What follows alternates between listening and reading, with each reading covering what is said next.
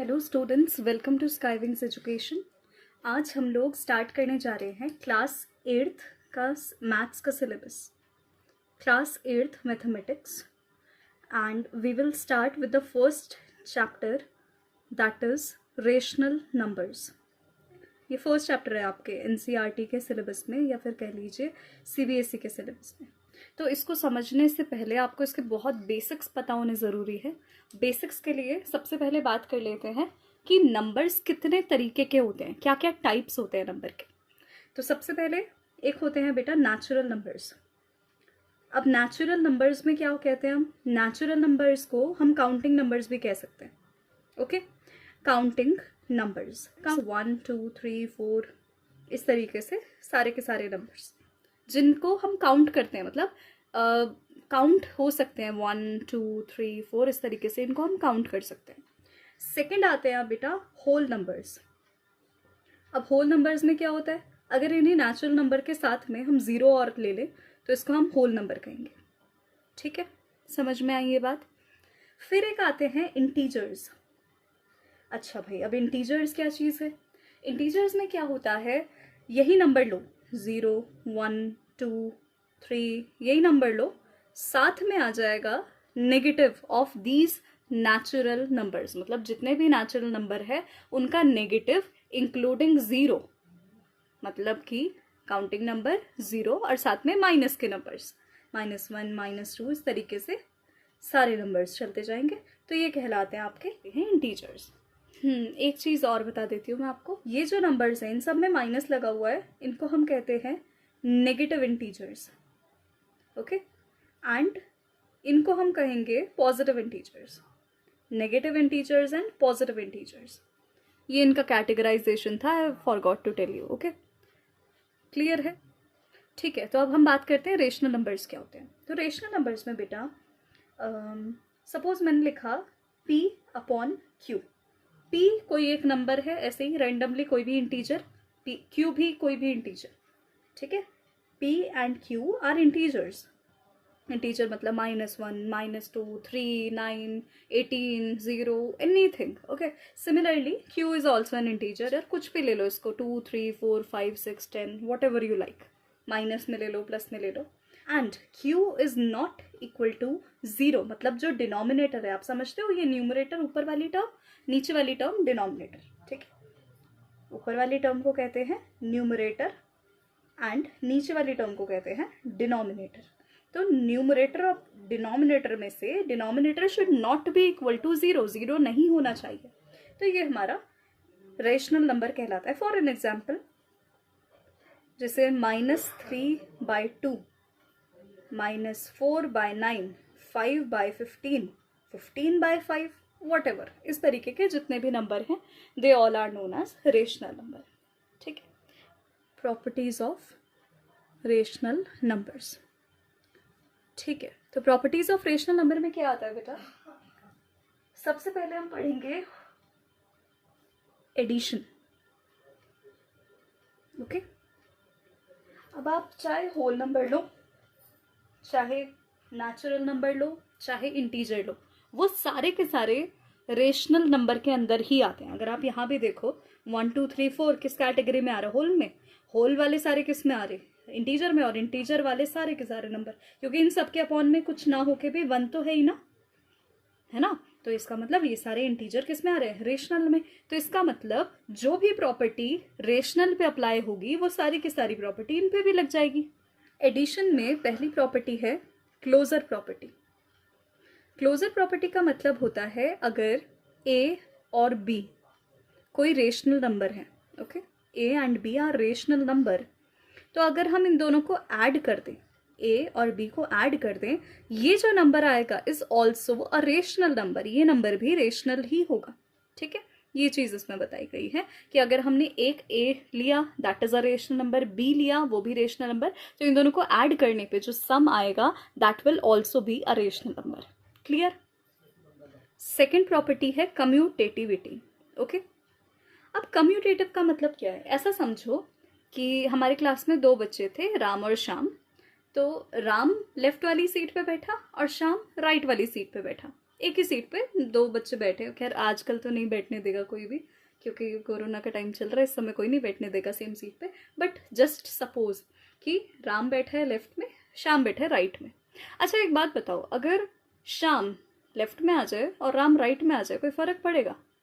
नहीं ना, ठीक है। तो सेम चीज इसमें होती है, जैसे ए और बी को मैंने ऐड करा, इसी को मैं ऐसे भी तो लिख सकती हूँ ना, बी प्लस ए, ठीक है, A plus B is equal to B plus A, तो सेम चीज आ गई।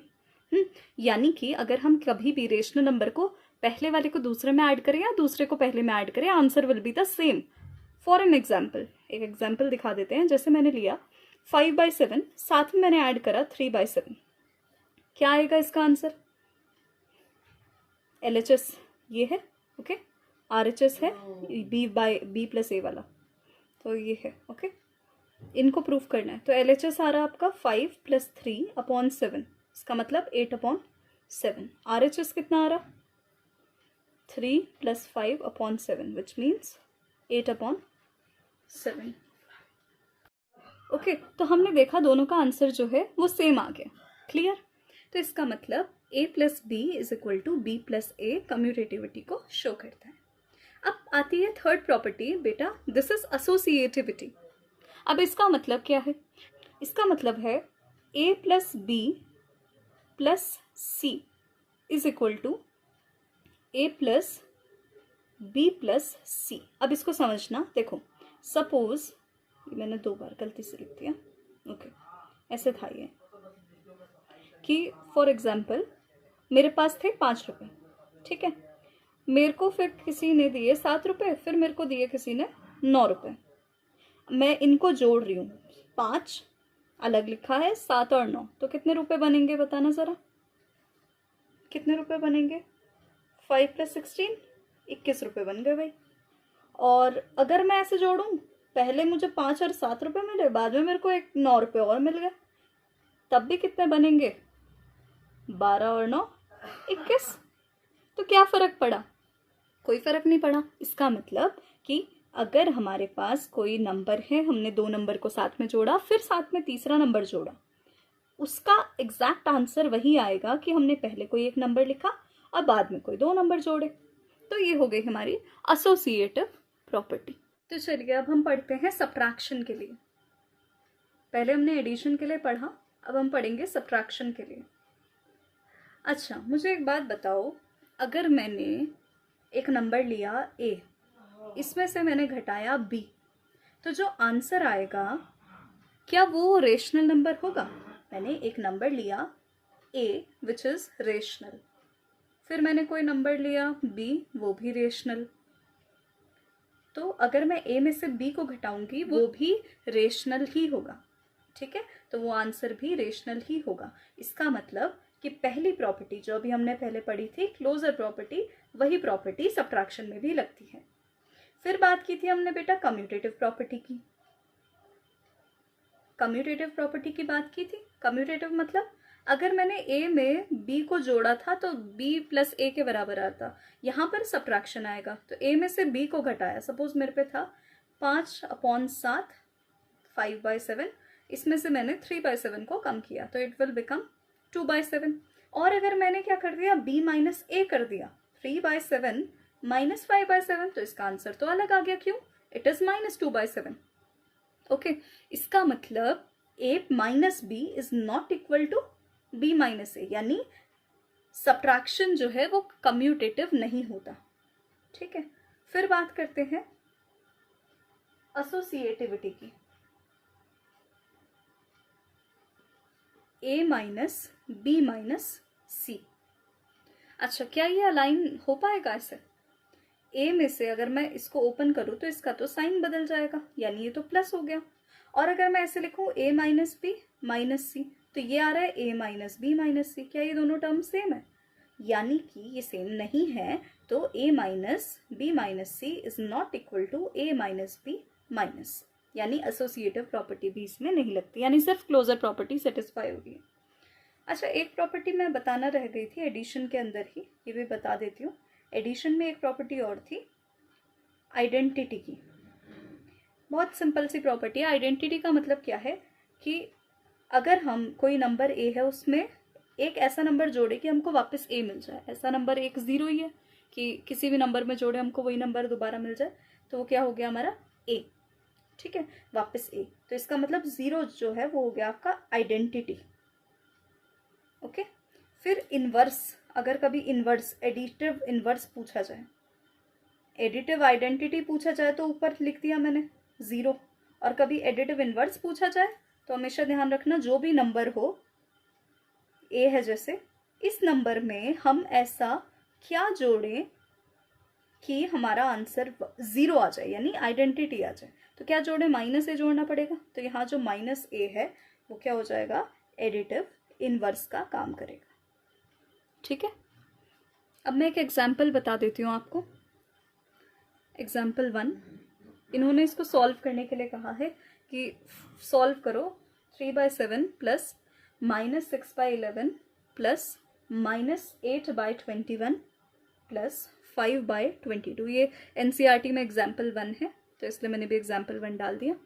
तो देखो इसमें क्या होगा, सबसे पहले यही ले लो आप 3/7।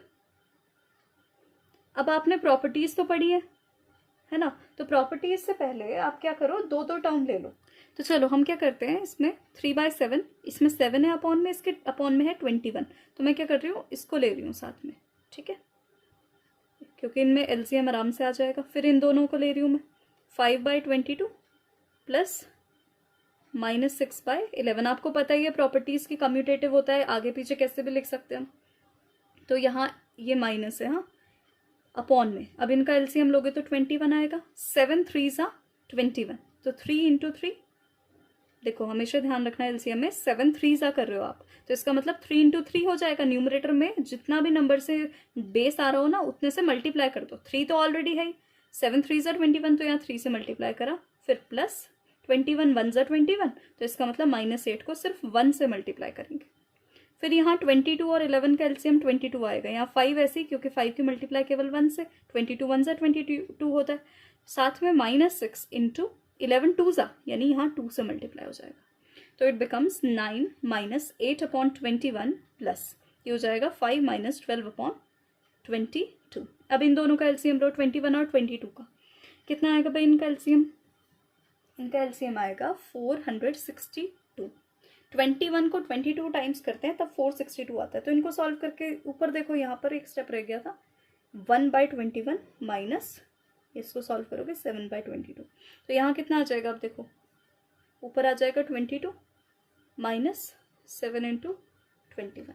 इसको सॉल्व करना, इसको सॉल्व करके आएगा 22 माइनस ये नंबर है 21 × 7/462, 22 माइनस 147/462, तो ये कितना हो जाएगा बेटा, इट बिकम्स 125/462। इस तरीके से इनको सॉल्व करना, ठीक है। अभी ये एक ही क्वेश्चन है, अब मैं नेक्स्ट वीडियो में आप लोगों को बताऊंगी कि किस तरीके से ऐसे क्वेश्चंस को और सॉल्व करते हैं, और कुछ और प्रॉपर्टीज़ को हम डिस्कस करेंगे नेक्स्ट वीडियो में। टिल देन टेक केयर और अच्छे से पढ़ते रहिए, एंड गुड बाय।